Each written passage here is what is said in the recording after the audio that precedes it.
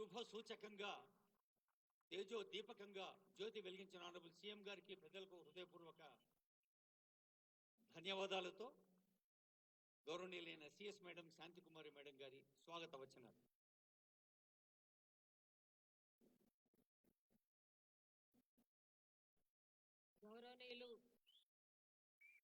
గౌరవనీయులు ముఖ్యమంత్రి వర్యులు శ్రీ రేవంత్ రెడ్డి గారు, గౌరవ మంత్రివర్యులు, గౌరవ సలహాదారులు, గౌరవ శాసన మండలి మరియు శాసనసభ సభ్యులు, కార్పొరేషన్ చైర్మన్లు, మెంబర్లు, అన్ని జిల్లాల నుండి వచ్చిన ఎంపికైన అభ్యర్థులు, నా తోటి అధికారులు, మీడియా మిత్రులు అందరికీ నా నమస్కారం, స్వాగతం, సుస్వాగతం. ఈరోజు ఎంతో సంతోషకరమైన రోజు. టీజీపీఎస్సీ ద్వారా ఎంపికైన 1473 మంది అభ్యర్థులు తమ అపాయింట్మెంట్ ఆర్డర్స్ ఈరోజు అందుకోవడం ఎంతో ఆనందంగా ఉంది. ఈరోజు నియామక పత్రాలు అందుకుంటున్న వారిలో 605 మంది residential school society principals, physical education టీచర్లు కాగా 659 మంది వివిధ ఇంజనీరింగ్ డిపార్ట్మెంట్లో నియమితులైన అసిస్టెంట్ ఎగ్జిక్యూటివ్ ఇంజనీర్స్, 147 మంది అగ్రికల్చర్ ఆఫీసర్స్ మరియు 64 మంది లైబ్రేరియన్లు కావడం ఎంతో సంతోషదాయకం. ఈ నియామక పత్రాలు అందుకునే వారందరికీ నా హృదయపూర్వక అభినందనలు. మీ అందరి కళ్ళల్లో ఆనందం, ఉత్సాహం చూస్తుంటే ఎంతో కాలంగా పెండింగ్లో ఉన్న ఫలితాలు ప్రకటించేలా చేసి మీ అందరికీ నియామక పత్రాలు అందించి మీ అందరి ఇళ్లలో దసరా పండుగను ముందుగానే జరుపుకునేలా చేసిన మన ముఖ్యమంత్రి వర్యులకు కృతజ్ఞతలు తెలియజేయాలి. ఇక్కడ ఒక విషయం చెప్పాలి. రాష్ట్రంలో నూతన ప్రభుత్వం ఏర్పడగానే ఉద్యోగాల కల్పనకు ప్రథమ స్థానం ఇచ్చింది. గౌరవ ముఖ్యమంత్రి గారు పెండింగ్లో పడిన నియామకాలపై అనేక సార్లు సమీక్షించి న్యాయ వివాదాల సత్వర పరిష్కారానికి పలు చర్యలు తీసుకోవడంతో వెంటనే అపాయింట్మెంట్ ఆర్డర్స్ ఇవ్వగలుగుతున్నాము. రాష్ట్రంలో నూతన ప్రభుత్వం ఏర్పడిన 3 నెలల లోపే 30,000 పోస్టులు భర్తీ చేయటం ప్రభుత్వ చిత్తశుద్ధికి నిదర్శనం. మీ అందరికీ తెలుసు, 563 పోస్టులతో గ్రూప్ 1 నోటిఫికేషన్ ఇవ్వడం, ప్రిలిమ్స్ నిర్వహించడం, ఫలితాలు ప్రకటించడమే కాకుండా ఈ నెలలోనే మెయిన్స్ నిర్వహించి వీలైనంత త్వరలో ఫలితాలు ప్రకటించాలని ప్రయత్నం చేస్తున్నాం. 11,602 పోస్టులతో మెగా డిఎస్సి టీచర్ల నియామకానికి ఫిబ్రవరి 29 నోటిఫికేషన్ విడుదల చేయడమే కాకుండా పకడ్బందీగా పరీక్షలు నిర్వహించి ఫలితాలు ప్రకటించి రాబోయే 2-3 రోజుల్లో అపాయింట్మెంట్ ఆర్డర్లు కూడా ఇవ్వనుండడం నిరుద్యోగుల పట్ల మన గౌరవ ముఖ్యమంత్రి వర్యులకు ఉన్న అపారమైన శ్రద్ధకు నిదర్శనం. ఈరోజు నియామక పత్రాలు అందుకుంటున్న ప్రతి ఒక్కరికి హృదయపూర్వక శుభాకాంక్షలు, అభినందనలు. మీరందరూ బాగా పనిచేసి ప్రజలకు సేవ చేయడంతో పాటు ప్రభుత్వానికి మంచి పేరు తీసుకురావాలని ఆశిస్తూ ముగిస్తున్నాను. జై హింద్.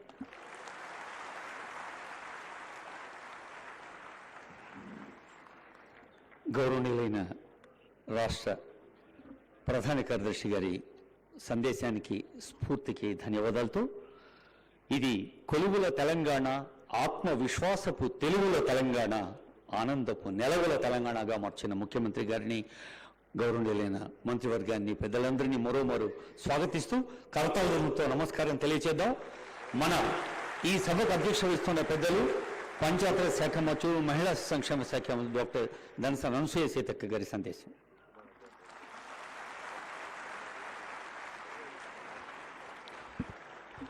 చాలా రోజులుగా మీరందరూ ఎదురు చూస్తున్నటువంటి కొలువులు అపాయింట్మెంట్ ఆర్డర్స్ రూపంలో మీకు అందరినీ ఈరోజు ప్రజాపాలకుడు మరి గౌరవనీయులు మన ముఖ్యమంత్రి శ్రీ రేవంత్ రెడ్డి గారి ఆధ్వర్యంలో వారి చేతుల మీదుగా ఈరోజు మరి assistant engineers RWS and PR, అదేవిధంగా agriculture officers, physical education teachers and librarians టోటల్గా మరి 1473 మంది ఈరోజు మరి అపాయింట్మెంట్ ఆర్డర్స్ తీసుకుంటున్న మీ అందరికీ కూడా శుభాకాంక్షలను తెలియజేస్తూ వేదిక మీద ఉన్నటువంటి పెద్దలందరూ కూడా, మా మంత్రివర్గ సోదరులు, ఇతర పెద్దలు, పత్రికా మీడియా సోదరులు, మన డిపార్ట్మెంట్ హెడ్స్ అందరికీ కూడా హృదయపూర్వక నమస్కారాలు, ధన్యవాదాలు తెలియజేస్తా ఉన్నాను. చాలా రోజులు నా దగ్గర కూడా మన వాళ్ళు వచ్చి ఎప్పుడు ఇస్తారని చెప్పడం జరిగింది.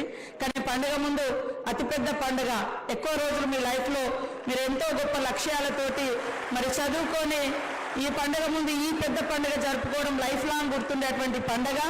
మిమ్మల్ని అందరినీ కూడా నేను ఒకటే రిక్వెస్ట్ చేస్తా ఉన్నా, మరి ఎన్నో లక్ష్యాలతో మీరు చదువుకొని ఈ పొజిషన్లకు వస్తున్నారు. ఎంతైతే చదువుకునేటప్పుడు నిబద్ధతతో, నిజాయితీతో, అంకిత భావంతో పని చేయాలని లక్ష్యాన్ని పెట్టుకుంటారో ఆ లక్ష్యానికి మరి చేరువగానే మనం పనిచేస్తే లైఫ్ లాంగ్ ప్రజలకు గుర్తుండిపోతాం. మనం రిటైర్మెంట్ అయ్యేటప్పుడు వెనకాల చూసుకుంటే ఏం కనపడదు, మధ్యలో సాలరీస్ రావచ్చు, రకరకాలుగా ఏమైనా ఉండొచ్చు పోవచ్చు. కానీ అంతిమంగా మనం పనిచేసే ప్రాంతంలో మీదైన శైలిలో మీ యొక్క మార్పు ఉండే విధంగా మరి మనసు పెట్టి పనిచేయండి, కష్టపడి పనిచేయండి. ఈ ప్రజాపాలకునికి, ప్రజాపాలనకు మంచి పేరు తీసుకురండి. లైఫ్ లాంగ్ ప్రజలలో, గ్రామాలలో నిలబడే విధంగా మరి మీ యొక్క నాణ్యత ప్రమాణాలతో కూడినటువంటి డ్యూటీస్ చేసి, మంచి వర్క్స్ చేసి, అవి చూసినప్పుడల్లా ఆ వర్క్, ఆ బిల్డింగ్ ఏదైనా కావచ్చు, చూసినప్పుడే పలానా అధికారి ఉన్నప్పుడు మాకు ఈ పని చేసిండు అనేటువంటి గుండెల్లో గుర్తుండిపోయే విధంగా పని చేయండి. అది మాత్రమే మనల్ని స్వాస్థ్యంగా ప్రజలకు గుర్తించే విధంగా చేస్తుంది. ఏది కూడా ఉండదు స్వాస్థ్యం, కానీ మనం ప్రజలకు చేసిన పని మాత్రమే ఉంటుంది. కాబట్టి ఈరోజు సీఎం రేవంత్ రెడ్డి గారు ప్రజాపాలకుడిగా ఉంటూ మరి అనేక చిక్కుముడులన్నీ కూడా విడదీస్తూ, ఎవరికి వాళ్లకు ఉద్యోగ అవకాశాలు కల్పిస్తూ, పెండింగ్ లో ఉన్న వాటిని కూడా క్లియర్ చేస్తూ, ఈ రోజు పండుగ ముందు కొలువుల జాతర అద్భుతంగా నిర్వహిస్తున్నందుకు, వారు ఈ టైం ఇచ్చి మనకు ఈ యొక్క అపాయింట్మెంట్ ఆర్డర్స్ అన్ని కూడా మీకు అందిస్తున్నందుకు వారికి ప్రత్యేక ధన్యవాదాలు తెలియజేస్తూ, మీ అందరికీ మరొకసారి సద్దుల బతుకమ్మ దసరా శుభాకాంక్షలను తెలియజేస్తా ఉన్నాను. ధన్యవాదాలు మేడం గారు. గౌరవనీయులైన రోడ్లు భవనాల శాఖ మంత్రులు కోమటిరెడ్డి వెంకటరెడ్డి గారి శుభాకాంక్ష సందేశం.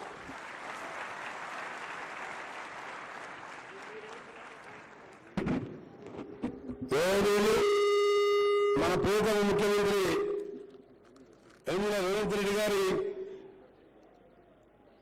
చేతుల మీదుగా అపాయింట్మెంట్ ఆర్డర్ తీసుకొచ్చడానికి వచ్చిన యువ ఇంజనీర్లను ముందుగా అభినందిస్తూ కార్యక్రమం పాల్గొనడం సహచార మంత్రి గారు, వేదిక పైన ఎమ్మెల్యేలు, మీ అన్ని అధికారులకు, చీఫ్ సెక్రటరీ గారికి మీ అందరికీ కూడా నమస్కారం తెలియజేసుకుంటూ, ముందుగా మీ అందరికీ దసరా శుభాకాంక్షలు తెలియజేసుకుంటూ, దసరా ముందు మన గౌరవ ముఖ్యమంత్రి గారి కానుకగా 2022 సంవత్సరంలో నోటిఫికేషన్ స్టార్టింగ్లో, అంటే 2022 డిసెంబర్లో నోటిఫికేషన్ ఇచ్చి దాని పక్కన పడితే ముఖ్యమంత్రి గారు బాధ్యత చేపట్టిన తర్వాత ఒక్కొక్కటి న్యాయపరమైన సలహాలు కానీ పరిష్కారాలు చూసుకుంటూ ఇవాళ దాదాపు 50,000 వరకు ఫిలప్ చేసుకుంటూ ముందుకు పోతున్న తరుణంలో మీ అందరూ కూడా ఈరోజు దసరా ముందు నేను ఇంజనీర్గా అపాయింట్మెంట్ ఆర్డర్ వారి చేతుల మీద తీసుకుంటున్న సందర్భంగా మీ అందరూ కూడా ఒక రిక్వెస్ట్ చేస్తున్నాం. ఈ ప్రభుత్వం చెప్పిన విధంగా ఖాళీని భర్తీ చేస్తూ, ఇంకా ఎన్ని ఖాళీలు అన్ని భర్తీ చేసుకుంటూ జాబ్ క్యాలెండర్ కూడా ముఖ్యమంత్రి గారు రిలీజ్ చేసి, దానికి తోడు మిగతా 20-30 లక్షల మంది యువకులు చదువుకున్న వాళ్ళు ఉన్నారు. వారికి ఏం చేయాలి? గత 10 సంవత్సరాలు ఉన్న తెలంగాణలో ఎవరైనా ఆలోచించారు అప్పుడున్న ప్రభుత్వం. కానీ గౌరవనీయులు మన ముఖ్యమంత్రి గారు స్కిల్ యూనివర్సిటీ అని ఈరోజు పెద్ద క్యాంపస్ తీసుకుని సంవత్సరానికి 10,000 మంది ఆనంద్ మహేంద్ర అని ప్రముఖ యూనివర్సిటీకి దాన్ని చైర్మన్గా పెట్టి స్కిల్ యూనివర్సిటీతో పాటు మీ అందరూ కూడా ఇంజనీరింగ్ చదువుకున్న సబ్జెక్ట్ నాలెడ్జ్ ఉంటుంది, కానీ మీ ప్రాక్టికల్ లేక మీ సెలెక్ట్ కాలేకపోతుంది. 2-3 లక్షల ప్రభుత్వ ఉద్యోగాలు ఫిలప్ చేయడమే కాదు, ప్రతి నిరుద్యోగికి ఉపాధి కల్పించాల లక్ష్యంతో స్కిల్ యూనివర్సిటీ ఏర్పాటు చేసే ఆలోచనతో ముందుకు పోతున్న మా ముఖ్యమంత్రి గారికి, మా మంత్రివర్గానికి, మా ప్రభుత్వానికి మంచి పేరు వచ్చే విధంగా మీ అందరికీ ఎప్పుడో ఇస్తున్న ఇంజనీర్లు అంటే ఒక రోడ్ వేసి, ఒక బ్రిడ్జ్ కట్టేసి, ఒక కాలువతో ఇంజనీర్లు కాదు. మీరు కట్టే పని, మీరు చేసే పని నాణ్యత ఉన్నదా లేదా, 24 గంటలు మీరు ఏ పని చేసినా దాన్ని క్వాలిటీ మెయింటైన్ చేస్తూ, అది రాత్రైనా సరే పని జరిగే సమయంలో మీరు అక్కడ ఉండాలి. అసిస్టెంట్ ఇంజనీర్ ముఖ్యం. డీలు ఈల కంటే అసిస్టెంట్ ఇంజనీరే క్వాలిటీ చెక్ చేసేవాడు. కానీ ఈ రోజుల్లో చూస్తున్నాం, ఒకటే సలహా ఇస్తున్నాను. ఎందుకంటే ఇటీవల చూస్తున్నాము ఇంజనీర్లు విచారణకు హాజరవుతుందంటే ఎంత బాధ అనిపిస్తుందో మీరు చూడండి. సార్, మోక్షగుండం విశ్వేశ్వరరావు లాంటి భారతరత్న అలాంటి ఇంజనీర్ పుట్టిన ఈ దేశంలో గత ప్రభుత్వం చేపట్టిన అనాలోచిత కార్యక్రమాలు, వాళ్ళు ఇచ్చిన సలహాలు పక్కన పెట్టి ముఖ్యమంత్రి చీఫ్ ఇంజనీర్గా మారిపోతే ఇవాళ కట్టిన 3 ఏళ్లకే మేడిగడ్డ లాంటి బ్యారేజీలు కుంగిపోతే 70 ఏళ్ల కింద సాగర్ డ్యామ్ కట్టి అప్పుడు క్రేన్ లేవు, టెక్నాలజీ లేదు, పెద్ద పెద్ద బండరాళ్ళు పాలమూరు లేబరు బండరాళ్ళతో డ్యామ్ కడితే ఇప్పటికి ఎక్కడ గీత కూడా పడలే. అది కట్టిన ఇంజనీర్లను మీరు వాళ్ళని ఆదర్శంగా తీసుకోండి. కాళేశ్వరం కట్టి ఇంజనీర్లు కాదు. మీ అందరికీ మళ్ళా చెప్తున్నాను నువ్వు, ఎందుకంటే ఆయన అప్పుడు చెప్పేవాడు అంతా నేనే మొత్తం ఇంజనీర్ నేనే ఇది ప్రపంచంలోనే వింటా అన్నాడు. కుంగిపోయిన తెల్లారేమోనంటే ఒక పోలీస్ ఆఫీసర్ స్టేట్మెంట్ ఇప్పించినాడు, ఇదే విద్రోహ చర్య అన్నాడు.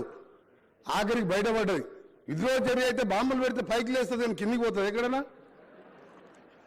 అలాంటివి చేసి ప్రజలని మోసం చేసి 1,50,000 కోట్లు ఖర్చు పెట్టి ఆ భారం మన మీద మోసిపోయింది. అందుకని మీ ఇంజనీర్లకు మీకు సలహా ఇస్తూ మీకు మాకు కూడా మాది ఎమ్మెల్యే అయినా మినిస్టర్ అయినా ముఖ్యమంత్రి మన ముఖ్యమంత్రి గౌరవనీయులు 10 ఏళ్లలో ప్రతిరోజు ఆదివారం లేదు శనివారం లేదు ప్రతిరోజు హైదరాబాద్ ఉంటే సెక్రటరియట్కి వస్తారు, ఇంటి దగ్గర ఉంటే ఎవరైనా కలుస్తారు. గత ముఖ్యమంత్రి గారు 10 ఏళ్లలో 10 సార్లు కూడా సెక్రటరియట్ రాలే. అంటే పనిచేసే ప్రభుత్వానికి మాటల ప్రభుత్వానికి చేయండి. మీది ఉదాహరణ తీసుకోండి. ఇంజనీర్లది 2022 అంటే 3 ఏళ్ళు అయింది మీకు ఎగ్జామ్ కండక్ట్ చేసి. ఇవాళ అపాయింట్మెంట్ ఆర్డర్లు అది కూడా కాంగ్రెస్ ప్రభుత్వం వచ్చింది కాబట్టి, ఇంకా లేకపోతే ఇంకా 5 ఏళ్ళు పెండింగ్ ఉంటుండే మీకు. రేపు పొద్దున కేటీఆర్ గారు అంటారు, ఇక కేటీఆర్ గారు ట్విట్టర్లో పెడతాడు మేము అంతా రెడీ చేసాం ఆర్డర్లు ఇచ్చినట్టాడు. మీకు వచ్చి 10 ఏళ్ళు అయింది. మా ముఖ్యమంత్రి గారు ఏ ఆర్డర్ ఇచ్చినా మీరే చేసినామంటారు. నువ్వు 2 ఏళ్ల కింద అంటే 3 ఏళ్ల కింద ఎగ్జామ్ పెట్టి 2 ఏళ్ళు అధికారం ఉన్నావు కదా, అప్పుడు ఎందుకు ఈ పరిష్కరించలే? చిన్న చిన్న సమస్యలు ఎందుకు పరిష్కరించలే? ఇలా ఆర్ఎండ్బీలో చూస్తున్నాను నేను మినిస్టర్గా. 10 నెలలకెళ్ళి 5 మండలాలకు అసిస్టెంట్ ఇంజనీర్ ఉంటాడు. ఇలా 156 మంది సెలెక్ట్ చేసుకున్నాం. 8 డేస్కి వెళ్ళి నాట్లో ట్రైనింగ్ కూడా ఇచ్చేసినాం. ఇక్కడ ఆర్ఎండ్బీ వాళ్ళు ఉన్నారా మన ఇంజనీర్లు? మీకు అందరూ 8 డేస్కి వెళ్ళి ట్రైనింగ్ అయిపోయిందా? ఓరియంటేషన్ క్లాసెస్ తీసుకున్నాం కదా, మీరు కూడా దగ్గరుండి మీకు ట్రైనింగ్ ఇప్పించినాం కదా. మన ఆంధ్రప్రదేశ్ ఉండి ఇంజనీర్గా ఉండి సివిల్ ఇంజనీర్గా ఉండి ఐఏఎస్ వచ్చిన దేశంలో మొట్టమొదటి ఐఏఎస్ ఆఫీసర్ ఇంజనీరింగ్కి వెళ్ళి ఐఏఎస్ వచ్చిన ఆయన ఒక్కరికే, అది ఫస్ట్ అండ్ లాస్ట్. ఆయనను కూడా పిలిపించి మీకు ట్రైనింగ్ ఇప్పించినాం. అందుకని మీ అందరూ కూడా మరొకసారి బెస్ట్ ఆఫ్ ద చెప్పకు మీరు పనిచేసే వాళ్ళకి డ్యూటీ కాదు. మాకు కూడా టైమింగ్స్ ఏం లేవు. మినిస్టర్లకైనా సీఎం గారైనా ఎమ్మెల్యే అయినా అర్ధరాత్రి ఎవరు వచ్చినా మేము లేచి పనిచేస్తాం. మీ ఇంజనీర్స్ కూడా ఎప్పుడెప్పుడు అక్కడ వర్క్ నడుస్తున్నా ఆ సైట్ ఇన్స్పెక్షన్ చేస్తూ క్వాలిటీ చెక్ చేస్తూ 1:2, 2:4, 1:1.5, 3 ఆ రేషియో కూడా మేము చూడాలి. ఎందుకంటే కట్టినప్పుడే కొట్టుకుపోతున్నాయి. ఆ క్వాలిటీ చెక్ చేయనంత వరకు మనం అనగాదు. ఇంజనీర్ అంటే దేశాన్ని నడిపించేది ఇంజనీర్లు. ఫ్లైట్లో ఇంజన్ అయినా, ట్రైన్ ఇంజన్ అయినా, రోడ్లు వేసినా, బ్రిడ్జ్ కట్టినా, ఇరిగేషన్ కెనాల్ కట్టినా దేశానికి వెన్నుముక లాంటి వారు ఇంజనీర్లు. అందుకనే ఇంజనీర్ల మీద బాధ్యత ఎక్కువ ఉంది. మేము శాంక్షన్ చేయగానే క్వాలిటీతో పనిచేసి 100 సంవత్సరాలైనా చెక్కు చేయకుండా ఉండాలి.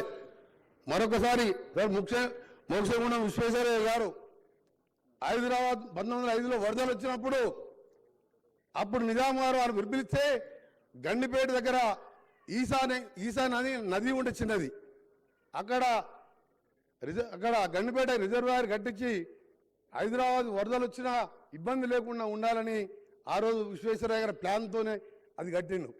ఆ మూసి తెలంగాణ నది మూసి వికారాబాద్లో పుట్టి దామర్చర్ల మండలంలో కృష్ణా నదిలో కలిసే ఏకైక తెలంగాణ రివర్, అది ఒరిజినల్ తెలంగాణ రివర్. ఇవాళ మురికి కూపంగా మారిపోయి దాంతో చుట్టుపక్కల ఉన్న వాళ్ళే కాదు, హైదరాబాద్, రంగారెడ్డి, నల్గొండలో 1 కోటి మంది ఆరోగ్యాలు, క్యాన్సర్లు, లంగ్ ఇన్ఫెక్షన్లు వస్తుంటే దాన్ని ఒక ఛాలెంజ్గా తీసుకున్న ముఖ్యమంత్రి గారు దాని మీద మాట్లాడుతున్నాడంటే వీళ్ళు ఎక్కడ చదువుకుంటారా? ఆయన గుంటూరుకి వెళ్ళి అమెరికా పోయినట్టుగా నాకు డౌట్ అయిందంటే గుంటూరులోనే చదువుకున్నట్టు, అమెరికా పోనట్టు. నేను అహ్మదాబాద్ రివర్ పోయినసారి ఎంపీగా స్టాండింగ్ కమిటీ మెంబర్గా గాంధీ ఆశ్రమం తర్వాత సబర్మతి ఇష్టం పక్క నుంచి పోతుంటుంది. మేమందరం ఎంపీలం పోయి ఆ నీళ్ళు తాగినాం. అది స్వీట్ డ్రింకింగ్ వాటర్ లా ఉన్నది. అహ్మదాబాద్లో మోడీ గారు ఉన్నప్పుడు దాన్ని ఖర్చు పెట్టి చేసుకోవచ్చు, నమామి గంగా చేయవచ్చు. ఇక్కడ బీజేపీ వాళ్ళు మాత్రం మూసిని ముట్టుకుంటూ ఊక్కునే లేదని కిషన్ రెడ్డి గారు మాట్లాడతారు. మీరే ఇంజనీర్లు ఆలోచించండి. ఇవన్నీ ఇవాళ మా బట్టి గారు జపాన్లో ఆయన కారులో పూతపోతూ తీసిన వీడియోలు అన్నీ చూపించింది నాకు. సిటీ మధ్యలోకి వెళ్ళి రివర్ ఎట్లుందంటే ఒక ప్యూర్ రివర్ లాగా దాన్ని చేయాలని ముఖ్యమంత్రి గారు ఆలోచన చేస్తే దాని మీద కూడా రాజేదంటే వాళ్ళకి ఏంటంటే ఈ తెలంగాణ అభివృద్ధి చెందే అవసరం లేదు. అధికారం ఏంటంటే ఫ్రస్ట్రేషన్లో మాట్లాడుతున్నాం. అందుకనే నేను వాళ్ళ గురించి పక్కన పెట్టి ఏదేమైనా సరే గౌరవ ముఖ్యమంత్రి గారు, క్యాబినెట్ మినిస్టర్లం, ఎమ్మెల్యేలం మనమందరం మీరందరూ కూడా కలిసి తెలంగాణని ప్రపంచ పటంలో రీజనల్ రింగ్ రోడ్ అనే దాన్ని ఇలా ముఖ్యమంత్రి గారు ఛాలెంజ్గా తీస్తూ ఎప్పుడు రివ్యూ చేపిస్తూ మాతోని దాన్ని ఇవాళ half of the Telangana cover అయ్యే విధంగా ఈరోజు త్వరలోనే టెండర్లు పిలిపించి దాన్ని కూడా ప్రపంచ పటంలో హైదరాబాద్ ఉండే విధంగా చేయడానికి మీ ఇంజనీర్ల పాత్ర కూడా అవసరం. కాబట్టి మీరు కూడా ప్రభుత్వాన్ని సహకరిస్తూ ముందుకు పోవాలని మరొకసారి మీరెవరైనా మాట్లాడినా మీరు ఒక్కటే ప్రశ్నించాలి. 3 ఏళ్ల కింద ఎగ్జామ్ పెట్టి ఎందుకు నువ్వు ఆర్డర్లు ఇవ్వలేదు? ఇవాళ ఈ ముఖ్యమంత్రి ఈ ప్రభుత్వం వచ్చినాక మీ చేతికి ఆర్డర్లు వచ్చి మీకు రేపో మాపో పోస్టింగ్లు వచ్చి ఉద్యోగాలు చేయబోతున్నారు. మీ ఉద్యోగాన్ని మీరు బాధ్యతగా భావించాలని.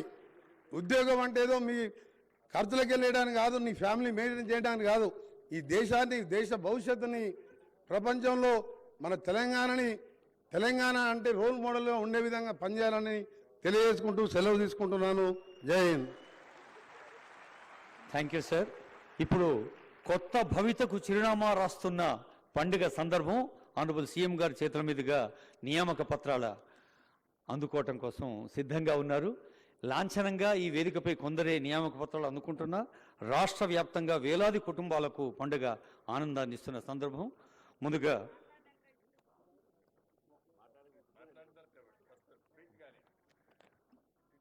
నిజానికి ఈ పండుగ సందర్భాన్ని ఆనరబుల్ సీఎం గారు ముందు మీ అందరితో తన గుండె చప్పుడు పంచుకుంటారు.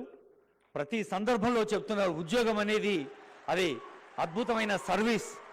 ఒక ఉద్యోగానికి సంబంధించిన తెలంగాణను ముందుకు నడిపే పండుగని అనేక వేదికలపై మనల్ని ముందుకు నడిపిస్తున్న ఆనరబుల్ సీఎం గారి సందేశం.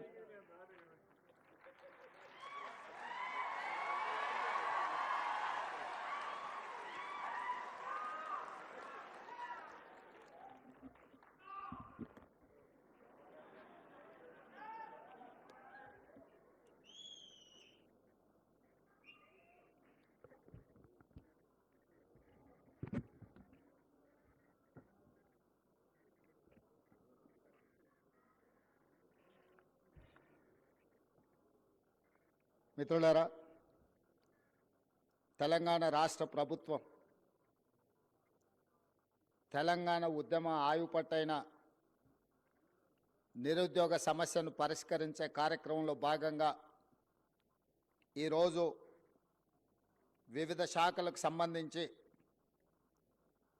రెసిడెన్షియల్ స్కూల్స్ ప్రిన్సిపల్స్గా, assistant executive engineers, civil, ENC, mission Bhagiratha నుండి public health and municipal engineering, tribal welfare, R&B, అదేవిధంగా అగ్రికల్చర్ డిపార్ట్మెంట్లో అగ్రికల్చర్ ఆఫీసర్లు, టీచర్స్లో ఫిజికల్ ఎడ్యుకేషన్ టీచర్స్, అదేవిధంగా లైబ్రరియన్స్, వివిధ శాఖలకు సంబంధించి కొన్ని 2017లో నోటిఫికేషన్ ఇస్తే ఇంకొన్ని 2 సంవత్సరాల క్రితం నోటిఫికేషన్లు ఇచ్చిన ఆనాటి ప్రభుత్వంలోని పెద్దలు మీ ఉద్యోగ నియామకాలు పట్టించుకోకపోవడం వల్ల వివిధ న్యాయస్థానాలలో ఈ కేసుల పరిష్కారం చూపించక మీ ఉద్యోగాలను ఇవ్వడం వాళ్ళ బాధ్యత అని వాళ్ళు భావించకపోవడం వల్ల కొన్ని 8 సంవత్సరాలు 7 సంవత్సరాలు అయితే కొన్ని 2 సంవత్సరాల పైగా మీరు మీ కుటుంబ సభ్యులు నిరీక్షించి ప్రభుత్వాల మీదనే విశ్వాసం కోల్పోయే పరిస్థితులు వచ్చినాయి. కానీ మార్పు రావాలి, కాంగ్రెస్ గెలవాలి అన్న ఆలోచనతోటి ఆనాడు ఏ చేతులతోనైతే విద్యార్థి నిరుద్యోగ జంగ్ సైరన్ కార్యక్రమాన్ని మోగించినమో ఆ కార్యక్రమంలో మీరందరూ అండగా నిలబడి ఆ రోజు నేను తీసుకున్న కార్యక్రమంలో వేలాది మంది పాల్గొన్నప్పుడు నేను ఆ విద్యార్థులకు ఒక మాట చెప్పిన, మీకు ఉద్యోగాలు రావాలి అనంటే ముఖ్యమంత్రి కుర్చీలో మంత్రుల కుర్చీలో ఉన్న వాళ్ళ ఉద్యోగాలు ఊడాలి, అప్పుడే మీకు ఉద్యోగాలు వస్తాయని ఆనాడు చెప్పడం జరిగింది.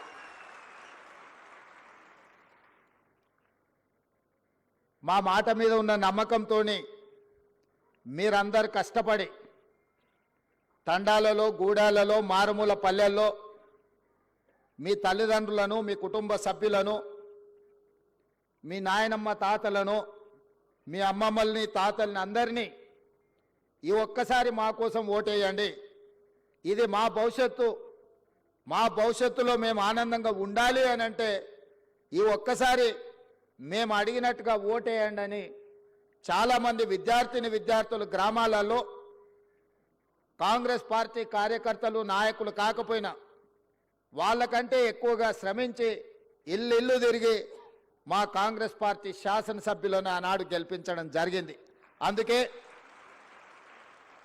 అందుకే ఈ తెలంగాణ రాష్ట్రంలో 65 మంది శాసనసభ్యులను గెలిపించుకొని పక్కా ప్రభుత్వాన్ని ఏర్పాటు చేసి డిసెంబర్ 7, 2023 నాడు ఎల్బీ స్టేడియంలో వేలాది మంది సమక్షంలో మా కుటుంబ సభ్యుల కళ్ళల్లో ఆనందం చూస్తూ మేమందరం ముఖ్యమంత్రిగా, మంత్రులుగా ప్రమాణ స్వీకారం చేపట్టడం జరిగింది.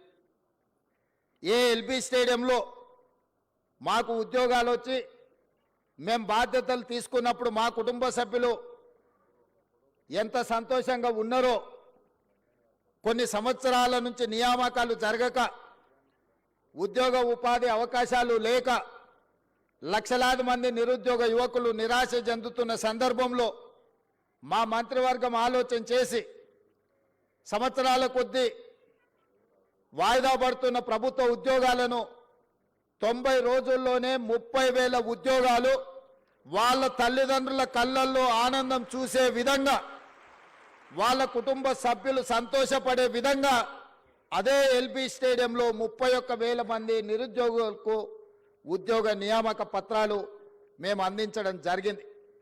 అదే కాకుండా ఈనాడు పండుగ ముందు చాలామంది అన్నారు, పండుగ వస్తుంది, తెలంగాణలో పెద్ద పండుగ, అందరు పండుగ కార్యక్రమాలలో బిజీగా ఉంటారు, ఈ నియామక కార్యక్రమాలు ఇప్పుడు పండుగ ముందు చేపడితే వస్తారో రారో, పండుగ అయినాక చేపడదామని నాకు సూచన చేశారు.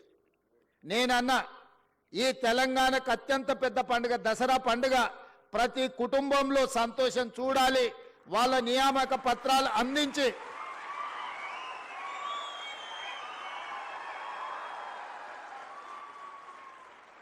$1,635 మందికి ఉద్యోగ నియామక పత్రాలు అందించడం ద్వారా ప్రతి వాళ్ళ కుటుంబాలలో ఏ విధంగా అయితే మనకు బాధ్యత వచ్చినప్పుడు, పదవులు వచ్చినప్పుడు మన కుటుంబ సభ్యులు సంతోషపడ్డారో, ఇవాళ వాళ్ళకు కూడా ఉద్యోగ నియామక పత్రాలు ఇస్తే వాళ్ళ తల్లిదండ్రులు కూడా అంతే సంతోషంగా దసరా పండుగ చేసుకుంటారు, వాళ్ళ కళ్ళల్లో ఆనందం చూడాలి. ఉద్యోగాలు వచ్చిన వాళ్ళే కాదు, వాళ్ళ తల్లిదండ్రులను కూడా ఈ కార్యక్రమానికి ఆహ్వానించండి, శిల్ప కళావేదికలో ఏర్పాటు చేయండి అని చెప్పి మా అధికారులకు ఆదేశించడం జరిగింది. ఈరోజు ఇంత అద్భుతమైన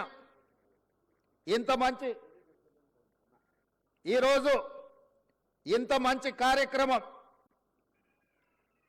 నేను చాలా సభలు సమావేశాలు మీకు తెలుసు వెళ్తుంటాను, ఆ సభలలో సమావేశాలలో సంతోషంతో కొట్టే చప్పట్లు, లేకపోతే కూలీకి వచ్చిన వాళ్ళు కొట్టే చప్పట్లకు తేడా నేను గుర్తిస్తా. ఇవాళ మీరు కొడుతున్న చప్పట్ల వెనుక మీ సంతోషం, మీ కుటుంబ సభ్యుల యొక్క ఆనందం కొట్టొచ్చిన కనిపిస్తుంది. ఎందుకంటే ఏళ్ల కొద్దీ నిరీక్షించే మీ కళ ఈరోజు సాకారం కాబోతుంది. ఈ కళ సాకారం కాబోతున్న వేళ మీ ఆనందాన్ని చప్పట్ల ద్వారా వ్యక్తపరుస్తున్న సంగతి ఈ వేదిక మీద ఉన్న నాకు స్పష్టంగా అనిపిస్తుంది. మిత్రులారా, మీ అందరికీ నా సూచన ఒక్కటే, ఈ తెలంగాణ రాష్ట్రం ఆషామాషిగా రాలే. ఈ తెలంగాణ రాష్ట్రం మీలాంటి వేలాది లక్షలాది మంది విద్యార్థిని నిరుద్యోగ యువకులు ఉద్యమాలు చేసి వందలాది మంది పిల్లలు ఆత్మ బలిదానాలు చేసుకుంటే రాష్ట్రాన్ని తెచ్చుకున్నాం. ఆ రాష్ట్ర సాధనలో ఇంధనంగా పనిచేసిందే నిరుద్యోగ సమస్య. తెలంగాణ వెనుకబాటుతనం, తెలంగాణను వెనుక వేయబడ్డది. తెలంగాణ పునర్నిర్మాణంలో తెలంగాణ బిడ్డలు భాగస్వాములు కావాలన్న ఆలోచనతోటి లక్షలాది మంది విద్యార్థులు యూనివర్సిటీలు వదిలి ఉద్యమ బాట పట్టి తెలంగాణ రాష్ట్రాన్ని సాధించుకున్నాం. ఆ సాధించుకున్న తెలంగాణ రాష్ట్రంలో ఈరోజు తెలంగాణ భవిష్యత్తును తీర్చిదిద్దడానికి మీరందరూ ఈరోజు ప్రతిన చేయబోతున్నారు. ఈ తెలంగాణ నిర్మాణంలో మీరు భాగస్వాములు కాబోతున్నారు. ఇది బాధ్యత. ఇది బాధ్యతనే కాదు, ఇది ఒక భావోద్వేగం. నేను ప్రతి ఉద్యోగ నియామకాల సందర్భంగా నేను చెప్తున్నా, ఇది ఉద్యోగం కాదు, ఇది భావోద్వేగం. ఈ తెలంగాణ నిర్మాణంలో మనం భాగస్వాములం అవుతున్నాం. ఏ విధంగా అయితే ముఖ్యమంత్రి నాకు ఒక భావోద్వేగమో, ఏ విధంగా అయితే లక్షలాది మందికి రాని అవకాశం ఈరోజు నాకు ముఖ్యమంత్రి వచ్చిందో, ఈరోజు ఇంజనీర్లుగా మీకు కూడా లక్షలాది మంది విద్యార్థులు పోటీ పడితే మీరు ఎన్నికైనరు. మీ బాధ్యతను మీరు మరవద్దు. ఈ ఉద్యోగాన్ని ఉద్యోగంలాగా కాకుండా భావోద్వేగంగా భావించండి. ఈ తెలంగాణ నిర్మాణంలో మీరు భాగస్వాములు కాబోతున్నారు. తెలంగాణ భవిష్యత్తు నిర్మాణంలో ఈ ఇంజనీర్లదే కీలకమైన బాధ్యత. పెద్దలు కోమటిరెడ్డి వెంకటరెడ్డి గారు చెప్పినట్టు మీరు బాధ్యతాయుతంగా వ్యవహరించండి. ఎవరిని ఆదర్శంగా తీసుకోవాలనో మీ కళ్ళ ముందలో ఉన్నాయి. బాక్రానంగల్ డ్యామ్ నుంచి నాగార్జున సాగర్, శ్రీశైలం, శ్రీరామ్ సాగర్ వరకు పండిత్ జవహర్లాల్ నెహ్రూ గారి సమయంలో మొదటి ప్రధానమంత్రి కట్టిన ప్రాజెక్టులు ఎన్ని వర్షాలు, వరదలు, తుఫాన్లు, ఉప్పెనలు వచ్చినా నిటారుగా నిలబడి ఆ నాణ్యత అక్కడ కళ్ళ ముందు కనిపిస్తుంది. ఆ రోజు సాంకేతిక నైపుణ్యం లేదు, ఈ యంత్ర సామాగ్రి లేదు. మనుషులనే పెట్టి సంవత్సరాల కొద్దీ అక్కడ క్యాంపులేసి అక్కడ కూర్చొని నిర్మాణం చేసి ఇవాళ ఈ తెలంగాణను నిర్మించడం జరిగింది. ఇదే కాదు, మోక్షగుండం విశ్వేశ్వరయ్య 1908లో హైదరాబాదు నగరాన్ని వరదలు వచ్చి ఉప్పెనై కమ్మేసి వేలాది మందిని పొట్టన పెట్టుకున్నప్పుడు ఆ వరదల్ని నియంత్రించడానికి ప్రపంచంలో ఉండే ఇంజనీర్లందరినీ కూడా వారు సంప్రదించడం జరిగింది. అందులో మోక్షగుండం విశ్వేశ్వరయ్యను వారు నియమిస్తే వారు ఈరోజు నిర్మించిన man made wonders Osman Sagar, Himayat Sagar, మనం ముద్దుగా పిలుచుకునే గండిపేట నుంచి మొదలు పెడితే పురాణపూర్ బ్రిడ్జ్ల వరకు ఈరోజు హైదరాబాదు నగరంలో ఆనాడు ఈ వరదల్ని, అనంతగిరి కొండల్లో నుంచి వచ్చే వరదల్ని నియంత్రించడం ద్వారా, నిలువరించడం ద్వారా గండిపేట, ఉస్మాన్ సాగర్లను నిర్మించి ఖాళీ నీళ్ల కోసమే కాదు వాటిని తాగునీటి వనరులుగా మార్చి లక్షలాది మంది హైదరాబాదు ప్రజలకు దాహార్తిని తీర్చడానికి మోక్షగుండం విశ్వేశ్వరయ్య నిర్మించిండు. వారు ఇంజనీర్ కాబట్టే, క్వాలిటీ కలిగిన ఇంజనీర్ కాబట్టే అలాంటి గొప్ప మ్యాన్ మేడ్ వండర్స్ను, అద్భుతాలను నిర్మించి మనకిచ్చాడు. 115 సంవత్సరాలైనా మొన్న ఎండాకాలంలో గోదావరి, కృష్ణలో కరువు వచ్చి ఎండిపోయి తాగునీటి సమస్య ఏర్పడ్డప్పుడు హైదరాబాదు నగర దాహార్తిని తీర్చింది ఉస్మాన్ సాగర్.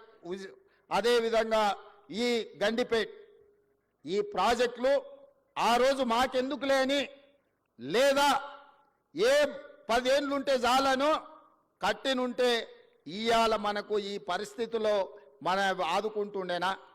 ఇవాళ మీరు ఆలోచన చేయండి. అద్భుతమైన నిర్మాణాలు ఆనాడు కట్టిన ఇంజనీర్లు, ఉస్మానియా యూనివర్సిటీ కావచ్చు, లేకపోతే హైకోర్టు కావచ్చు, ఉస్మానియా హాస్పిటల్ కావచ్చు, ఈరోజు నడుస్తున్న అసెంబ్లీ కావచ్చు, ఇట్లా చెప్పుకుంటూ వెళ్తే హైదరాబాదులో అద్భుతమైన నిర్మాణాలు ఏవైతే ఉన్నాయో ఈ హైదరాబాద్కి ఒక చారిత్రాత్మకమైన కట్టడాలను అందించి 100 సంవత్సరాలు ఈ కాలాన్ని తట్టుకొని నిలబడ్డ చార్మినార్ లాంటివి ఇంజనీర్లు కట్టబట్టి నాణ్యత ఉండబట్టే ఇవాళ అవన్నీ ఉన్నాయి. మీరు చార్మినార్ నుంచి ఉస్మానియా యూనివర్సిటీ వరకు కట్టిన ఇంజనీర్లను ఆదర్శం తీసుకుంటారా? ఉస్మాన్ సాగర్, హిమాయత్ సాగర్ను నిర్మించిన ఇంజనీర్లను ఆదర్శం తీసుకుంటారా? నాగార్జున సాగర్, శ్రీశైలం, శ్రీరామ్ సాగర్ కట్టిన ఇంజనీర్లను ఆదర్శంగా తీసుకుంటారా? నిజాం సాగర్ను కట్టిన ఇంజనీర్లను ఆదర్శంగా తీసుకుంటారా? నిజాం షుగర్ నిర్మించిన ఇంజనీర్లను ఆదర్శంగా తీసుకుంటారా లేకపోతే కాళేశ్వరం కట్టిన వాళ్ళని ఆదర్శంగా తీసుకుంటారా మీరు ఆలోచన చెయ్యండి. ఈ ప్రభుత్వం వచ్చినాక గత 10 ఏళ్లలో నిర్మించినాయి ఏవైనా సరే ఎక్కడికైనా వెళ్దాం. ఇవాళ మాటలు మాట్లాడుతున్న మంత్రులకు నేను సూటిగా సవాలు విసురుతున్నా. మీరు కట్టిన డబుల్ బెడ్రూమ్ ఇండ్ల దగ్గరికి పోదామా, మీరు వేసిన రోడ్ల దగ్గరికి పోదామా, మీరు నిర్మించిన అమరవీరుల స్తూపం దగ్గరికి వెళ్దామా, ఈరోజు మేము కూర్చుంటున్న సచివాలయానికి మీరు వస్తారా, లేకపోతే 1,00,000 కోట్లు ఇప్పటికే కాంట్రాక్టర్లకు బిల్లులు చెల్లించిన కాళేశ్వరం, మేడిగడ్డ, సుందిల, అన్నారం బ్యారేజ్ల దగ్గరికి వెళ్దామా? మీరే కడితిరి, మీరే మింగుతిరి, మీరు ఉండగానే కూలిపాయి. ఇప్పటికీ డిపిఆర్ లేదు, డీటెయిల్ ప్రాజెక్ట్ రిపోర్ట్ లేకుండా ఒక చిన్న గుడిసేసుకున్నా ఇవాళ రేపు మనం ఒక మేస్త్రిని పిలిచి అయ్యా 2 అర్రల గుడిసే వేయదలుచుకున్నా కట్టెలు ఎంత పడుతుంది, సొప్పు ఎంత పడుతుంది, ఒకవేళ స్లాబ్ వేయదలుచుకుంటే సిమెంట్ ఎంత పడుతుంది, స్టీల్ ఎంత పడుతుంది, కంకర ఎంత పడుతుంది, ఖర్చు ఎంత అవుతుందని మనం అంచనా వేసుకుంటాం. ఒక్క అర్ర ఇల్లు కట్టుకోవాలన్నా, చిన్న పాండప పెట్టుకోవాలన్నా ఒక ప్రాజెక్టు రిపోర్ట్ తీసుకుంటాం మనం, అవునా? 1,50,000 కోట్ల అంచనాలు, 38,000 కోట్ల రూపాయల అంచనా ఉన్న ప్రాణహిత చేవెళ్ళ పేరు మారి కాళేశ్వరమై రీడిజైనింగ్ పేరు మీద 1,50,000 కోట్లకు అంచనాలు పెంచి ఇవాళకి 1,00,000 కోట్లు చెల్లించిండ్రు. 3వ టీఎంసీకి ఇంకా పనులు పూర్తి కాలేదు. ఇంకా రిజర్వాయర్ల విషయంలో కొండపోచమ్మ మల్లన్న సాగర్ గురించి ఈరోజు వాళ్ళు మాట్లాడుతున్నారు. మల్లన్న సాగర్లో ఈరోజు నిపుణులు చెప్తున్నారు, జియోలాజికల్ సర్వే ఆఫ్ ఇండియా వాళ్ళు అది ఎక్కడైతే నిర్మించిందో భూమిలో వర్టికల్ ఒక చీలిక ఉన్నది. 50 టీఎంసీల నీళ్లు నింపిన రోజు అది కుంగిపోయి భూకంపం వచ్చి ఊర్లే తుడిచిపెట్టకపోతాయని చెప్పి వాళ్ళ సాంకేతిక నిపుణులు నివేదిక ఇచ్చారు. గత ప్రభుత్వం ఏ రోజు కూడా 15 టీఎంసీల కంటే ఎక్కువ నీళ్లు నింపలేదు. అట్లాంటి ప్రాజెక్టు మీద 1,00,000 కోట్లు ఖర్చు పెట్టి ఇవాళ కాళేశ్వరం కట్టినామని చెప్పి మాట్లాడుతున్నారు. నేను ఒకటే అడుగుతున్నా, ఈరోజు జరిగిన ప్రాజెక్టులో జరిగిన కమిషను ఈరోజు సాంకేతిక నైపుణ్యం మీద కొంతమేరకే విచారణ చేస్తుంది. బెస్ట్ సాంకేతిక నిపుణులను నియమిద్దాం. మీరు ఎక్కడ కట్టినరు, ఎట్లా కట్టినరు, దీని వెనకాల ఉన్న మర్మం ఏందో ఆలోచన చేద్దాం. ఈ గత 10 ఏళ్లలో జరిగిన నిర్మాణాలు మీరు ఏదైనా తీసుకోండి, మీ ఊర్లో కట్టిన చెక్ డ్యాములు తీసుకోండి, మీ ఊర్లో వేసిన రోడ్లను తీసుకోండి, మీ పల్లెల్లో కట్టిన డబుల్ బెడ్రూమ్ ఇళ్లను తీసుకోండి, లేకపోతే చిన్న చిన్న గ్రామ పంచాయతీ కార్యాలయాలు నిర్మిస్తే కూడా గత 10 ఏళ్లలో ఏం పనులు చేసిరో మీరు ఒక్కసారి చూడండి. నేను ఎందుకు ఈ మాట చెప్తున్నా అంటే 100 సంవత్సరాల అనుభవం ఒక పక్కన ఉంటే 10 సంవత్సరాల దుర్మార్గమైన ఇంకొక అనుభవం ఇంకొక పక్కన ఉంది. అందుకే ఈరోజు మీరు ఆలోచన చేయండి. ఒక పెద్ద మనిషి ఒక అధికారి నాకు చెప్పిండు, సార్ రాజకీయాలలో ప్రభుత్వ ఉద్యోగాలలో 3 దిశలు ఉంటాయని. 3 దశలు ఏంటివి అంటే చేరినప్పుడేమో గరం ఉంటారంట, కొంత దూరం పోయినాక నరం అవుతారంట, చివరికి వచ్చేవరకల్లా బేసరం అవుతారంట. దయచేసి చేరినప్పుడు ఏ గరంతో ఉన్నారో మీరు ఉద్యోగ పదవీ విరమణ చేసే వరకు అదే గరంతో ఉండండి, తెలంగాణను నిర్మించండి. ఏ సూక్తి అయితే ఉన్నదో మొదట్లో గరం, తర్వాత నరం, మూడోసారికి వచ్చేవరకల్లా బేసరం అనే ఏదైతే ఉందో నానుడి, ఈ నానుడి నాకు మీకు మాత్రం ఎట్టి పరిస్థితుల్లో వర్తించకుండా ఉండాలి. మనం ప్రజలు అత్యంత విశ్వాసంతో మనకు అవకాశం ఇచ్చారు, ఆ విశ్వాసాన్ని నిలబెట్టుకోవాల్సిన బాధ్యత మన అందరి మీద ఉన్నది. ఇవాళ నేను ముఖ్యంగా 1-2 విషయాలు గుర్తు చేయదలుచుకున్నా, మీరు ఆలోచన చేయండి. గతంలో ఎన్నికలు జరిగినాయి, 2019 ఎన్నికల తర్వాత ఫలితాలు ప్రజలు పార్లమెంట్లో ఇచ్చారు. వినోద్ కుమార్ గారిని ఓడించారు, కల్వకుంట్ల కవిత గారిని ఓడించారు. 6 నెలలు తిరిగే లోపల ఒకరికి ఎమ్మెల్సీ ఇచ్చారు, ఒకరికి ప్లానింగ్ కమిషన్ వైస్ చైర్మన్ ఇచ్చారు. వాళ్ళ కుటుంబ సభ్యులకు ఉద్యోగం పోతే ప్రజలు తిరస్కరిస్తే ప్రజలు తిరస్కరించింది కాబట్టి పక్కన పెట్టాలని ఆలోచన చేయకుండా ఎంబడే వాళ్ళ కుటుంబ సభ్యులకు నియామక పత్రాలు ఇచ్చింది. కానీ 2017లో నోటిఫికేషన్ ఇచ్చిన మీ ప్రిన్సిపల్స్ని ఎందుకు నియామకం చేయలేదు?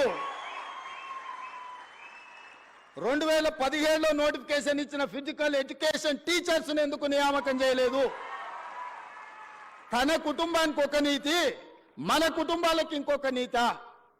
ఇదే ఆ కుటుంబం నీతి. ఇంతకంటే ఉదాహరణగా నేను చెప్పాల్సిన అవసరం లేదు. ప్రతివాడు ముసుగు తొడుక్కుంటాడు, కానీ ఓ సందర్భంలో ముసుగు తీస్తారు. లాలూ ప్రసాద్ గారు ఓ ఉపన్యాసంలో చెప్పిండు, ఊర్లో రజకుడి గాడిద మీద ఒక దుప్పటి, రాముల వారి బొమ్మ ఉన్న దుప్పటి ఉండేదంటే ఎప్పుడో మూటలు మోసే గాడిదకు.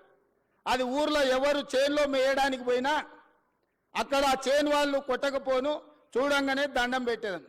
గాడిద ఏమనుకున్నదంటే నాకు ఇంత గౌరవం ఉంది, ఈ మొత్తం ఏ గడ్డి అయినా మేయొచ్చు అని ఊరి మీద పడి తింటా ఉన్నది. ఓ రోజు ముళ్ళ చెట్ల నుంచి పోతుంటే ఆ పైన వేసిన బొంత మీద ఉన్న రాముడి బొమ్మ ఉన్న బొంత ఆ చెట్టుకు తగిలి అది బయటికి పోయింది. గాడిద చేనులకు పోయి మెయ్యంగానే దుడ్డు కర్ర తీసుకొని కొడితే నడ్డి ఇరిగింది. ఎందుకు చెప్తున్నా అంటే ఆయన కూడా తెలంగాణ ఉద్యమం అనే ఒక ముసుగు రక్షణ కవచం కొంతకాలం ఉన్నది. ఆ తెలంగాణ ఉద్యమం కోసం మీరు అందరు చేతులు ఎత్తి దండం పెట్టారు. అది వారి గొప్పతనం అని వారు అనుకుంటున్నారు. అది తెలంగాణ ఉద్యమం యొక్క గొప్పతనం, విద్యార్థిని నిరుద్యోగ యువకుల యొక్క త్యాగం. ఇవాళ ముసుగు తొలగింది కాబట్టి ముఖం చెల్లక ఆయన ఎక్కడున్నాడో ఇక ఈ పిల్లలు రోడ్ల మీద పడి నోటుకొచ్చింది మాట్లాడుతారు. 10 ఏళ్లలో మీరు చేపట్టని నియామకాలు 10 నెలల లోపల ఈరోజు 60,000 ఉద్యోగ నియామకాలు. రేపు 9 తారీఖు నాడు ఎల్బీ స్టేడియంలో 11,063 టీచర్ల ఉద్యోగ నియామక పత్రాలు అందించడం ద్వారా తండాలలో, గూడాలలో, మారుమూల పల్లెల్లో ఉన్న పేదల పిల్లలకు విద్యను అందించాలి, పాఠశాలలు ప్రారంభించాలి. దళితులు, గిరిజనులు, ఆదివాసీలు, బలైన వర్గాలు, మైనార్టీల పిల్లలు విద్యకు దూరం కావద్దు అని 11,063 మంది టీచర్ల నియామకాలు దసరా కంటే ముందు 9 తారీఖు నాడు సాయంత్రం 4 గంటలకు ఇవ్వబోతున్నాము. ఇది మా చిత్తశుద్ధి, ఇది మా బాధ్యత. నేను గొప్ప అనుకోవడం లేదు, ఇది బాధ్యత అనుకుంటున్నా. ఎందుకంటే తెలంగాణ నిర్మాణంలో పిల్లలు చదువుకున్నప్పుడే ఇవాళ మీరైనా మేమైనా ఈ వేదిక మీద ఇక్కడికి రాగలిగినామంటే మనం చదువుకోవడం వల్ల, ప్రభుత్వ పాఠశాలల్లో టీచర్లు మనకు చదువులు చెప్పడం వల్ల. 90% ఇక్కడికి వచ్చిన వాళ్ళు గవర్నమెంట్ స్కూల్లో చదువుకున్న వాళ్ళే నాకు తెలిసినంత వరకు. ఇలా పాఠశాలలు మూసేస్తే ఏమవుతుంది తెలంగాణ రాష్ట్రం? ఒక్కసారి ఆలోచన చేయండి. ఒక్కరోజైనా బాధ్యతతో ఆలోచన చేసిండు ఆయన? ఒక్కరోజైనా అసెంబ్లీలో చర్చ జరిగిందా? ఈ ప్రభుత్వం వచ్చినాక తెలంగాణ అసెంబ్లీలో చర్చలు మీరు చూస్తున్నారు కదా, బాజాబ్తా చర్చ పెడుతున్నాం కదా, మాకేం దాపరికం ఉంది? ఇవాళ మీరు ఇంజనీర్లు చాలా వరకు మున్సిపల్ కార్పొరేషన్లో కూడా మీరు చేయబోతున్నారు. మీ చేతుల మీద ఒక అద్భుతం జరగబోతుంది. రీజనల్ రింగ్ రోడ్, 360 కిలోమీటర్ల రీజనల్ రింగ్ రోడ్ మీ చేతుల మీద నిర్మాణం కాబోతుంది. రేడియల్ రోడ్స్ మీ చేతుల మీద నిర్మాణం కాబోతున్నాయి. ఫ్యూచర్ సిటీ ఎయిర్పోర్ట్కు కూతవేటు దూరంలో ఫ్యూచర్ సిటీ, ఫార్మర్ సిటీ నిర్మాణం కాబోతుంది. మీ చేతుల మీద మూసీ రివర్ డెవలప్మెంట్ ఫ్రంట్ ఎవరు అడ్డం వచ్చినా నిర్మించి 55 కిలోమీటర్ల మూసీ రివర్ డెవలప్మెంట్ ఫ్రంట్ మీ చేతుల మీదుగా నిర్మించి ప్రపంచానికి ఆదర్శంగా నిలబెడతాం. లండన్లో హడ్సన్ రివర్ ఉంటుంది, అదే లండన్లో థేమ్ రివర్ ఉంటుంది, అమెరికాలో హడ్సన్ రివర్ ఉంటుంది, అదేవిధంగా గుజరాత్లో మీకు సబర్మతి రివర్ ఫ్రంట్ ఉంటుంది. హైదరాబాదు నగరానికి న్యాచురల్గా ఉన్న మూసీ రివర్ ఎందుకు అభివృద్ధి చేసుకోవచ్చా అని నేను అడుగుతున్నా. ఇవాళ నేను మిమ్మల్ని అడుగుతున్నా, కృష్ణ, గోదావరి, యమున, గంగా, సరస్వతి అన్ని నదుల పేర్ల మీద మన ఆడబిడ్డలకు పేర్లు పెట్టుకుంటున్నాం, అవునా? మన ఇంట్లో ఆడబిడ్డ పుడితే కృష్ణానో, కావేరో, గోదావరో, సరస్వతో, గంగానో అని నదుల పేర్లు మన బిడ్డలకు పెట్టుకుంటున్నాం. ఏ తండ్రి అయినా ఆయన బిడ్డకు మూసి అనే పేరు పెట్టుకున్నాడా? ఇన్ని నదుల పేర్లు, పవిత్రమైన నదుల పేర్లు మన ఆడబిడ్డలకు పెట్టుకున్నప్పుడు మూసి అనే రివర్ పేరు ఏ తండ్రి అయినా బిడ్డకు పెట్టుకున్నాడా? ఎందుకు పెట్టుకోలే? ఆ మూసి కంపు కొడుతుంది కాబట్టి, మూసి మురిగిపోయింది కాబట్టి, మూసిలో విషం చిమ్ముతున్నది కాబట్టి, ఆ విషం, ఆ కంపు, ఆ మురికి మా బిడ్డల పేర్లు పెట్టుకోవద్దని తల్లిదండ్రులు ఏదైతే అనుకుంటున్నారో ఆ మూసి మురికిని ప్రక్షాళన చేయాలనుకుంటున్నా నేను. ఆ మూసిని నిర్మాణం చేయాలనుకుంటున్నా నేను. ఎందుకు యమున, సరస్వతి, గంగా, కావేరి పేర్లు పెట్టుకున్నప్పుడు మూసి అనేందుకు మన బిడ్డలకు పెట్టుకోకూడదు? ఆ మూసిని అద్భుతంగా నిర్మించినప్పుడు తప్పకుండా తల్లిదండ్రులు వాళ్ళ బిడ్డల పేర్లు మూసి అని పెట్టుకుంటారు. అంత అద్భుతమైన నిర్మాణం మనం చేసుకుందాం. నిర్మాణ క్రమంలో మల్లన్న సాగర్లో 14 ఊర్లను ఖాళీ చేసి 60,000 ఎకరాలు మల్లన్న సాగర్లో ల్యాండ్ ఎక్వేషన్ జరగలేదా? కొండ పోచమ్మలో జరగలేదా? రంగనాయక్ సాగర్లో ల్యాండ్ ఎక్వేషన్ జరగలేదా? నాగార్జున సాగర్ నిర్మించినప్పుడు ల్యాండ్ ఎక్వేషన్ జరగలేదా? శ్రీశైలంలో మా కొల్లాపూర్ మునిగిపోతే 92 జీవో ఇచ్చి ఇప్పటికి ఇంకా ఉద్యోగాలు ఇవ్వని కేసులు పెండింగ్ ఉన్నాయి. శ్రీశైలం కట్టినప్పుడు నిర్వాసితులు కాలేదా? ఇవాళ మూసి నిర్మాణం చేస్తే కూడా కొన్ని వేల మంది 5,000 మందో 10,000 కుటుంబాల్లో నిర్వాసితులు అయితే నిర్వాసితులను ఎట్లా ఆదుకోవాలో సలహా చెప్పండి అని నేను అడుగుతున్నా. ఈరోజు భూసేకరణ జరిగేటప్పుడు మూసి నిర్మాణానికి భూమి తీసుకునేటప్పుడు మల్లన్న సాగర్ల భూ నిర్వాసితులను నువ్వు పోలీసులతో కొట్టించి గుర్రాలతో తొక్కిచ్చి కొట్టినావు కదా. ఇవాళ వాళ్ళందరినీ హక్కున పెట్టి చేర్చుకోవడానికి అధికారులను ఇళ్ళు పంపించి వాళ్ళకి డబుల్ బెడ్రూమ్ ఇల్లు ఇచ్చి తవ్వకర్సులకి 25,000 ఇచ్చి వాళ్ళకు ఉద్యోగ ఉపాధి అవకాశాలు కల్పించడానికి నేను ఏర్పాట్లు చేస్తున్నా. ఇదేమన్నా తప్ప? వాళ్ళ పిల్లలు వాళ్ళు మూసీలో బతికిండ్రు, మురికిల్లే బతికిండ్రు, మురికిల్లే చచ్చిపోయారు. రేపు వాళ్ళ పిల్లలు కూడా ఆ మురికిల్లే పెరిగి మురికిల్లే చచ్చిపోయి మురికిల్లే ఉండాలన్న వాళ్ళు. ఆ మూసీలు ఉన్న వాళ్ళకు మంచి జీవితం ఉండొద్దా? వాళ్ళ పిల్లలు చదువుకోవద్దా? వాళ్ళు బాగుపడొద్దా? వాళ్ళందరినీ బాగు చేసే బాధ్యత ప్రభుత్వం తీసుకుందామని నేను చెప్తున్నా.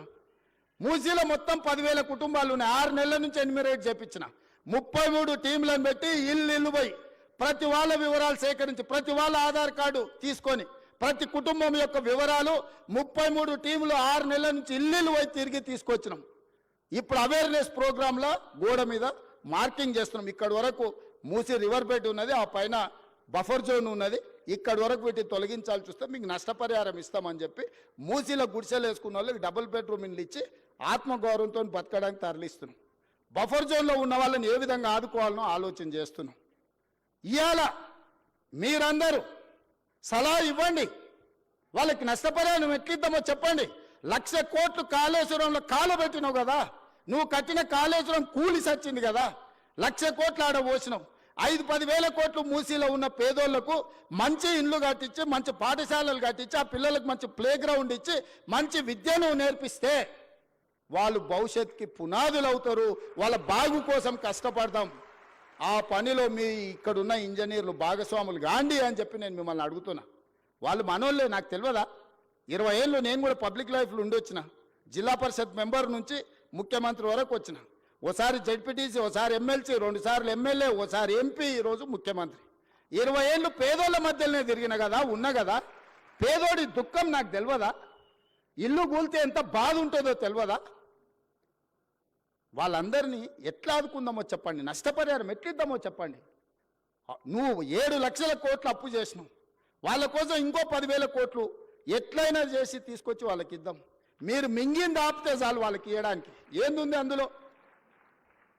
1000 ఎకరాల ఫామ్ హౌస్ ఉంది, 2 కోట్లు 3 కోట్లు ఎకరం ఉంది. అలా 2-3 వేల కోట్లు నువ్వు పండుకునే కానే ఉంది కదా కేసీఆర్.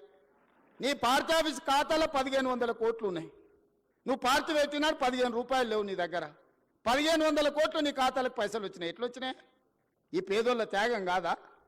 వాళ్ళు ప్రభుత్వం నుంచి, ప్రభుత్వ ఖజానా నుంచి అవసరమైతే ఒక 10,000 కోట్లు ఖర్చు అయినా వాళ్ళని ఒక మంచి అపార్ట్మెంట్స్ కట్టించి గవర్నమెంట్ ల్యాండ్లో వాళ్ళకి మంచి ఒక కాలనీ కట్టించి వాళ్ళందరినీ అక్కడికి తరలించి అక్కడ ఒక హాస్పిటల్, ఒక పాఠశాల, ఒక ఐటీఐ, ఒక జూనియర్ కాలేజు, అవసరమైతే ఒక ఇంజనీరింగ్ కాలేజ్ కట్టించి వాళ్ళకు ఒక మంచి భవిష్యత్తు ఇద్దాం. సలహా ఇవ్వండి. చదువుకోలేదా? అమెరికాలో పోయి చదువు వచ్చినట్టు సన్నాసి ఆ పిల్లలు చదువుకోనికే దారి చూపించే తెలియదా? ఈటల రాజేందర్ గారు అందులో ఇంకా ఆయనకు అంగి మారింది కానీ వాసన అయితే మారినట్టుగా అనిపిస్తలేదు. నాకు కొంచెం గౌరవం ఉండే, ఎందుకంటే ఇట్లాంటి దాంట్లో కొంచెం కలిసి వస్తాడేమని. ముందు రోజు హరీష్ కేటీఆర్ మాట్లాడితే తెల్లారి అదే జిరాక్ తీసుకొచ్చి రాజేందర్ అన్న చదువుతున్నాడు. కనీసం భాషనైనా మార్చుకో రాజేందర్ అన్న. నువ్వు అందులో ఉండొచ్చినావు అని ఇంత బానిసత్వం వాళ్ళకు చూపించాల్సిన అవసరం లేదు. ఎందుకంటే నువ్వు కష్టాలలో ఉన్నప్పుడు వాళ్ళు నిన్ను మెడలోటి దొబ్బినప్పుడు తెలంగాణ సమాజం నీ పక్కన నించున్నది. వాళ్ళ పక్కన నించోకు, దొంగల పక్కన, తెలంగాణ ప్రజల పక్కన నించో. ఇవాళ నేను ఢిల్లీకి పోతున్నారా, రేపు మోడీ దగ్గరకు పోదాం. సబర్మతి రివర్ ఫ్రంట్లో 64,000 కుటుంబాలను బయటకు పంపించిండు ఆయన. 40 లక్షల కోట్ల రూపాయల బడ్జెట్ ఉందో, 25,000 కోట్ల రూపాయలు మూసీ రివర్ డెవలప్మెంట్ ఫ్రంట్కి అడుగుదాం మోడీ గారిని. ఎందుకు ఏడు మోడీ గారు మనకు? మనం పన్ను కడతలేమా? సికింద్రాబాద్ నువ్వే గెలుస్తువి, చేవెళ్ళ నువ్వే గెలుస్తువి, మల్కాజ్గిరి నువ్వే గెలుస్తువి, మెదక్ నువ్వే గెలుస్తువి. అన్నీ మీరే గెలుస్తారు. మరి మీకు బాధ్యత లేదో 10,000, 20, 25,000 కోట్లు మోడీ దగ్గర ఇప్పించడానికే? నేను ఎందుకు చెప్తున్నా బాధ్యత రహితంగా కొంతమంది ఏం చేసినా తప్పు పట్టాలి, కాళ్ళలో కట్టె పెట్టాలి. ఒక్కటే కార్యక్రమం, మేము ఇన్ని రోజులు దోసుకున్నాం, వీడి పైసలు పెట్టి పనిచేస్తే తెలంగాణ బాగుపడితే వాళ్ళ దోపిడీ కొట్టొచ్చినట్టు కళ్ళకు కనిపిస్తుంది. 100 ఏళ్ల గురించి నేను చెప్పిన, సాగర్ గురించి లేకపోతే శ్రీశైలం గురించి 10 ఏళ్ళు వీళ్ళు కట్టినవి చెప్పిన. ఇప్పుడు ఒక 10 ఏళ్ళు మనం చేసే నిర్మాణము, రీజనల్ రింగ్ రోడ్ కానీ, రేడియల్ రోడ్స్ కానీ, 4th సిటీ కానీ, మూసీ కానీ, సిటీలో ఫ్లైఓవర్లు కానీ, మెట్రోలు కానీ ఇవన్నీ పూర్తయితే ఈ 10 ఏళ్ళు వాళ్ళు ఏం దోపిడీ చేస్తున్నారో ప్రజలకు తెలుస్తుందని ఎట్టి పరిస్థితుల్లో అడ్డం పడాలి. 600 అయినా దీన్ని ముందుకు సాగనీయొద్దని అంటారు. ఇక ప్రతోడు బయలుదేరుతాడు. రోజు మీరు కూడా చూసింటారు, నా మీద పోవాలి బుల్డోజర్, నా మీద పోవాలి అంటాడు. హరీష్ రావు, కేటీఆర్ వీళ్ళందరూ ఎన్ని కొనాలా మీకోసం బుల్డోజర్లు? యాడుండే అసలే మీరు 7 లక్షలు అప్పు చేసి రాష్ట్రాన్ని దివాళి తీస్తారు. మీకోసం యాడ్కెళ్ళి కొనాలి నేను? వాళ్ళని ఏం లేదబ్బా, ఒకటే వస్తే మూసి అంచుపంచునున్న వాళ్ళకి, నా దోస్తులకు అందరికి ఒకటే సూచన, పట్టుకొని వారం రోజులు ఆనే కూసబెట్టురు మూసీలో. ఏమొద్దు, వాళ్ళని ఒక్క వారం ఆడు ఉండమనుండ్రి. ఇట్లొచ్చుడు అట్లా ఓవుడు కాదు, స్టేజ్ల మీద క్యాట్ వాక్ చేసినట్టు వచ్చి ఇట్లొచ్చి వెళ్ళిపోయినట్టు కాదు. ఒక వారం రోజులు హరీష్ రావును, కేటీఆర్ను, రాజేందర్ను ఆ మూసి అంచున పేదోళ్ళు ఉన్న కాడ ఒక వారం వాళ్ళని ఆడు ఉంచుర్రి. వాళ్ళ కష్టాలు తెలుస్తాయి, వాళ్ళకి ఏం మేలు చేయాలనో వాళ్ళకి అర్థమవుతుంది. కాబట్టి ఇక్కడ వచ్చిన ఇంజనీర్లకు ముఖ్యంగా రేపు జిహెచ్ఎంసీలో కానీ ఇక్కడ సిటీలో సర్వీస్లో చేరబోయే వాళ్ళు మీ కర్తవ్యంగా పెట్టుకోండి. రేపు గొప్పగా మీ సర్వీస్లో మేము రీజనల్ రింగ్ రోడ్ వేయగలిగినాము, మేము రేడియల్ రోడ్ వేయగలిగినాము, మేము మూసి నిర్మించినాము, హైదరాబాద్ నగరంలో మెట్రోను మేము నిర్మించినామని చెప్పుకునే విధంగా గొప్పగా పనిచేయండి. ప్రభుత్వం మీకు అండగా నిలబడుతుంది. ప్రభుత్వం మీకు ఏం కావాలన్నా సహకరిస్తుంది. ఈ ప్రభుత్వం మనది. ఈ ప్రభుత్వం ఎవరితో కాదు, మనం ఎవరికో చేస్తలేం. ఈ ప్రభుత్వము, ఈ రాష్ట్రం మన కుటుంబం. మన కుటుంబం కోసం మనం పనిచేసుకుంటున్నాం. మీ అందరి సహకారం ఉండాలి. మళ్ళొక్కసారి ఇక్కడికి వచ్చిన వాళ్లకు తెలంగాణ రాష్ట్ర ప్రజలందరూ కూడా దసరా శుభాకాంక్షలు తెలియజేస్తూ మీ అందరి దగ్గర సెలవు తీసుకుంటున్నా.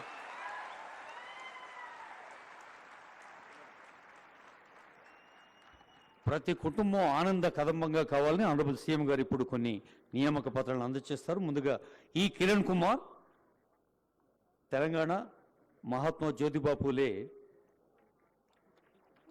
వెనుకబడిన తరగతుల విద్యా సంస్థలు. ఈ కిరణ్ కుమార్ తర్వాత Jalagam Kotesh, residential education institute సంబంధించిన జలగం కోటేష్. ఆ తర్వాత Sangani Rajasekhar, AE civil, mission Bhagiratha Sangani Rajasekhar. ఆ తర్వాత public health AE civil B Venkatareddy గారు.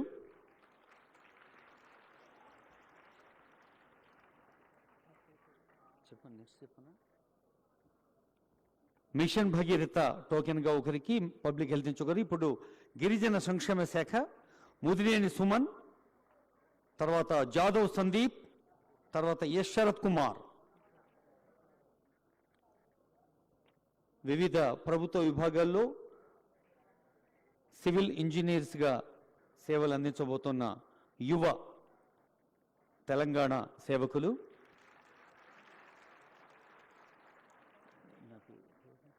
తర్వాత పంచాయతీరాజ్ నుంచి కేటీ నాగరాజు, ఎన్ శివకుమార్.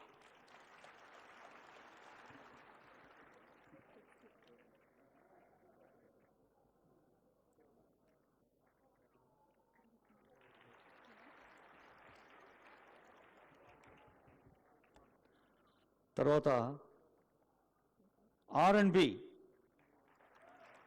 నందిగారి భానుప్రకాష్.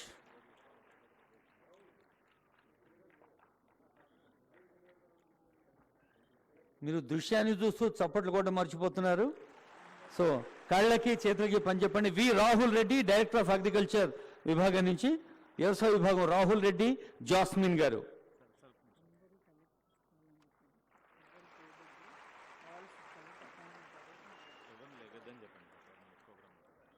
తర్వాత ఇంటర్మీడియట్ విద్యా విభాగం నుంచి బండా శంకర్ గారు.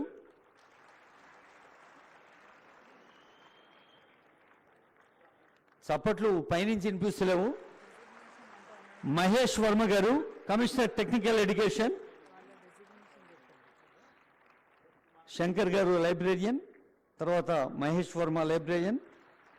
వ్యవసాయ విభాగం రాహుల్ రెడ్డి జాస్మిన్. తర్వాత veterinary and animal husbandry S Arun Kumar Reddy garu, veterinary assistant surgeon. తర్వాత శేఖర్ జాదవ్ గారు పీఈటీ. ఫాతిమా బేగం గారు PET.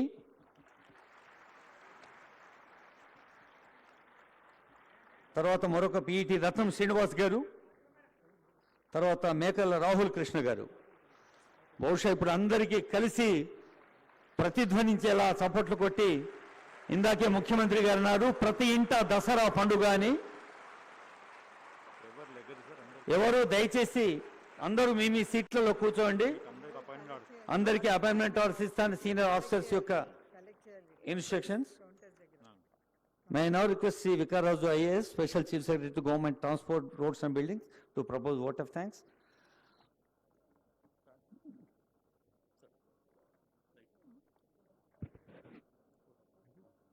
So thank you, sir. Honorable CM, sir, honorable ministers, all the distinguished guests on the dais. It's a very fortunate day for the state, sir, and for the youth of the state. Sir, thanks a lot for making it today here, sir. In spite of your busy schedule, I am on behalf of all the new appointees, I thank all the dignitaries on the dais, especially CM, sir, for having taken out this time. I'm sure. Thank you, sir.